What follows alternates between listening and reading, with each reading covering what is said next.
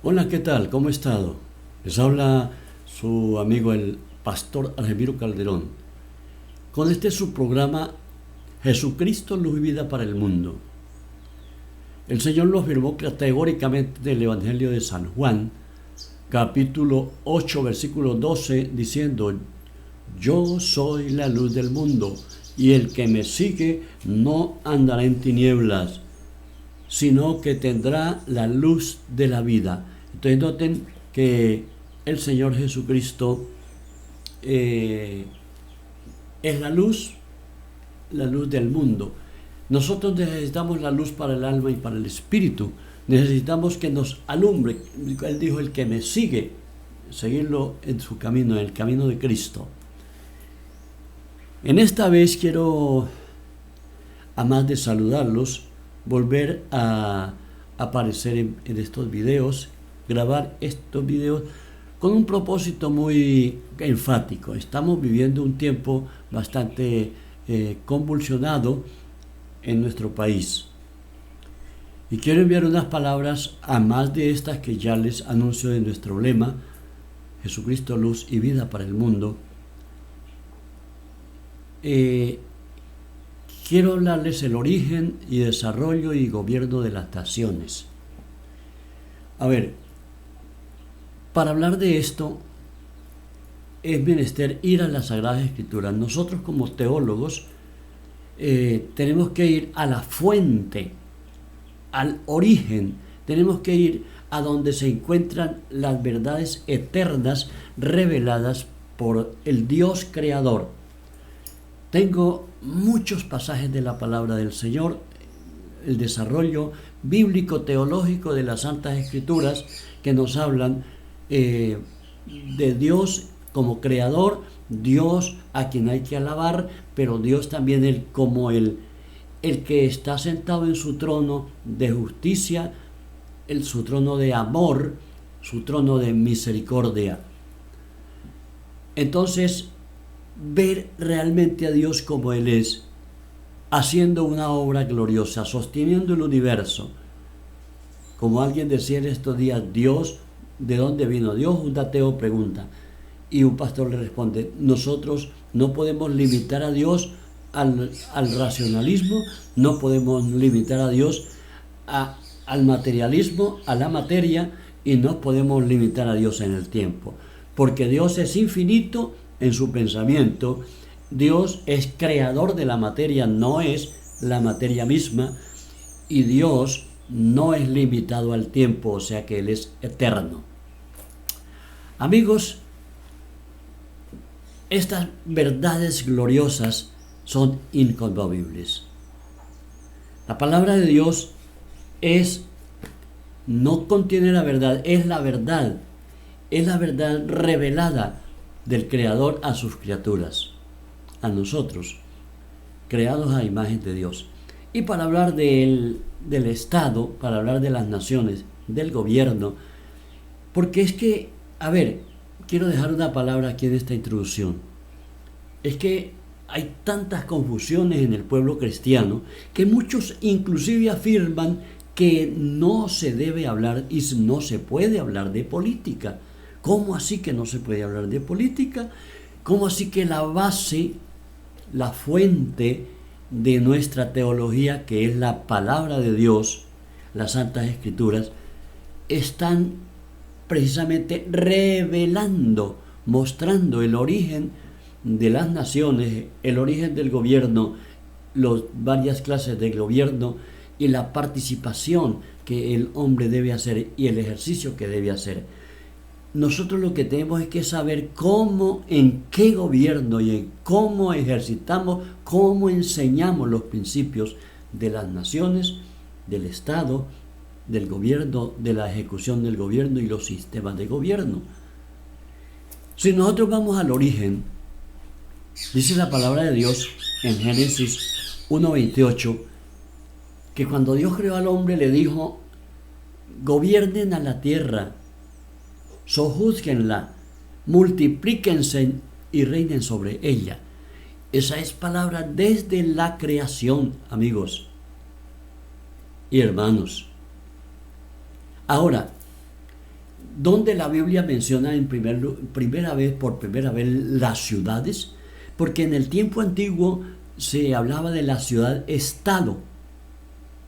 En Génesis 4:18, los descendientes de Caín, dice que Caín se fue después de que sucedió todo lo que hizo con su hermano y la reprensión y el castigo de Dios. Entonces se fue a la tierra de Nod, al oriente, dice, y edificó una ciudad y le puso por nombre Enoch, que era el nombre de su hijo primogénito. La ciudad, por lo tanto, era un conglomerado de personas y luego las amurallaban. Con el tiempo, cada ciudad tenía su rey. Cuando nosotros vamos a Génesis 14, nos damos cuenta que en Génesis 14, todas aquellas personas que capturaron a Lot y a Sodoma y Gomorra eran gobernadas por un rey. Cada ciudad tenía su rey. 5 ciudades, o sea, 5 reyes fueron a combatir.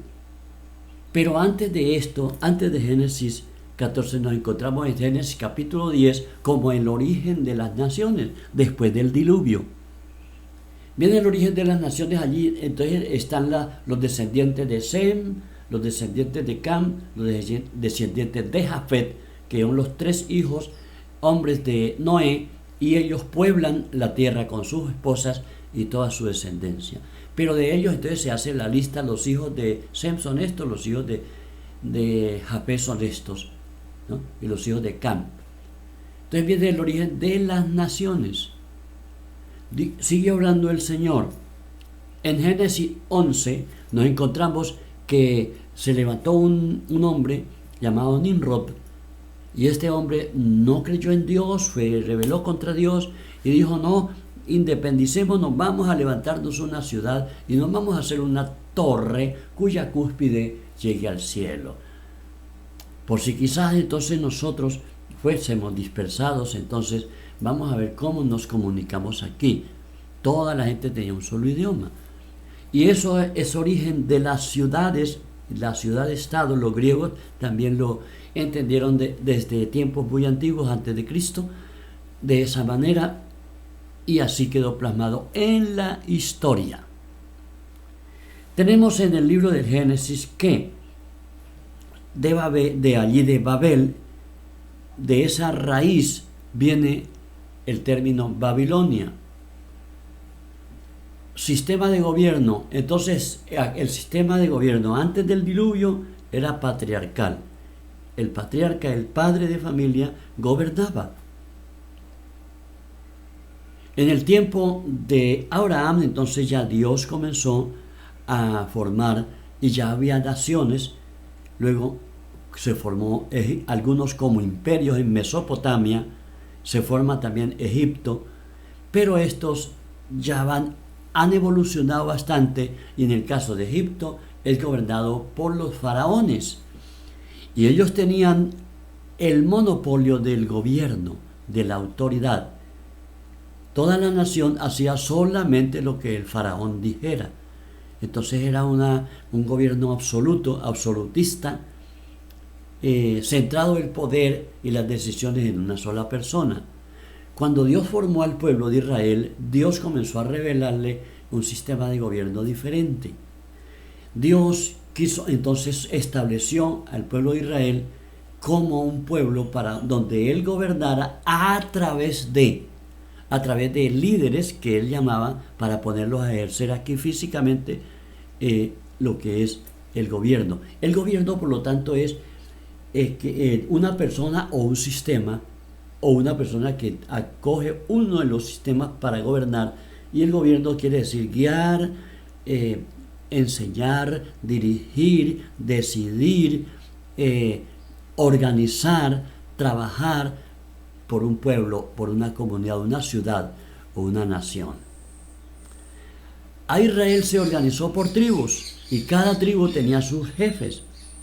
Y luego en Génesis capítulo 18, que Dios a través de Jetro, un madianita descendiente de Ismael, entonces llega y le da orientación de gobernabilidad y de administración principalmente a Moisés, y Moisés acoge estos principios y en la parte del gobierno comienza a gobernar él, pero nombra ancianos, a los cuales también llamó jueces o hombres íntegros, transparentes, justos y honestos, para ponerlos sobre 1000, sobre 100, sobre 50 y sobre 10. Entonces repartió para no hacer como el monopolio del faraón, diferente de una vez. 12 tribus, ahora nombra ancianos, y el anciano entonces lleva el cargo como un juez. Y así se formaron las puertas de las ciudades amuralladas. En las puertas allí estaban como si fueran las oficinas donde se hacían los mercadeos, los negocios y los juicios. Queridos hermanos, todo esto es origen bíblico teológico de la ciudad, las naciones y el gobierno.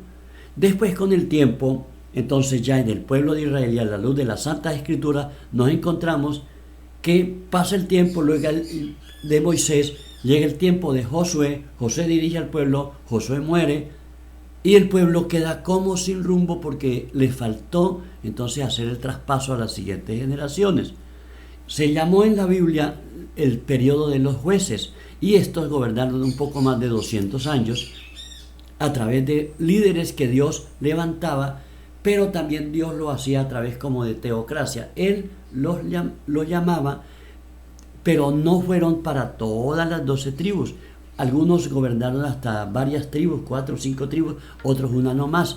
Entonces, de esa manera solamente se tenía la enseñanza del gobierno en Israel. Luego, cuando se levanta Samuel entonces es como la transición entre los jueces y la monarquía. Samuel fue juez, pero también fue profeta. Tenemos entonces que en ese tiempo ya el pueblo de Israel le dice a Samuel: queremos tener rey, nómbranos un rey. Entonces eso está en 1 Samuel capítulo 8. Luego entonces nos encontramos que Samuel consulta a Dios, y Dios dice: cuando me han desechado a mí, pero oiga al pueblo y nómbreles el rey. Pero entonces Dios le da en Deuteronomio capítulo 20, le da las normas, capítulo 17, las normas y los requisitos para el rey. El rey tenía que llenar esos requisitos para poder gobernar al pueblo. Es la manera como Dios entonces va organizando la monarquía en Israel. Se nombró un rey que, como no era del agrado de Dios, Dios lo hizo para agradar al pueblo, o seguir la voz del pueblo, entonces nombró a Saúl. Luego vino el nombramiento, el ungimiento y nombramiento de David, que ese sí entonces fue conforme al corazón de Dios, o sea, según la voluntad divina. Amigos y hermanos, así continúa la palabra del Señor, y hubo entonces la monarquía, el gobierno a través de los ancianos. Se nombraban inclusive 70 ancianos para gobernar en el pueblo de Israel. Hubo entonces la separación entre el rey, la parte civil, y el sacerdocio, la parte religiosa. Desde aquel entonces se dirigía de esa manera al pueblo. Por eso, y todo esto significa política, es el desarrollo de el ejercicio y el desarrollo de dirigir un pueblo, de organizar una nación, de organizar un estado, dirigirlo, gobernarlo y gestionar su desarrollo, su crecimiento, suplir sus necesidades, trabajar para el bien común de todos. Eso es gobierno y eso es política. Política es el ejercicio del gobierno para dirigir un pueblo.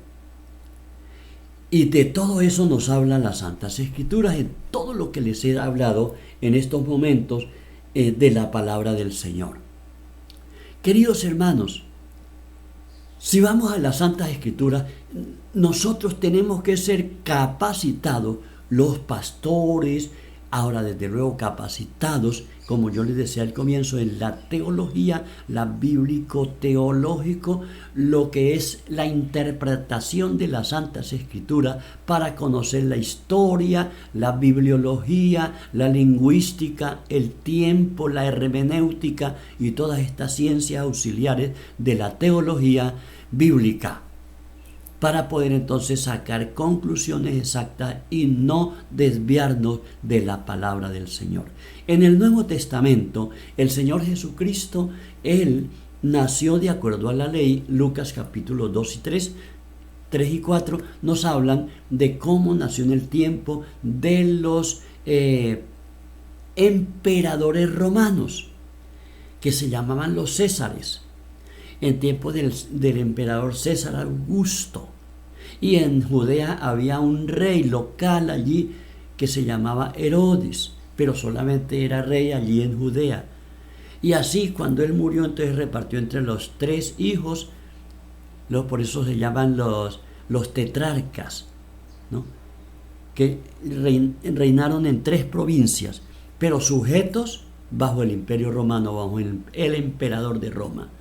Jesús se sometió a todas esas cosas, pero Jesús organizó su iglesia y dijo, por ejemplo, una frase muy interesante en San Lucas, es que dice: dad al César lo que es del César y a Dios lo que es de Dios. Por lo tanto, no encontramos que se uniera la parte religiosa y espiritual con la parte del Estado y el gobierno civil.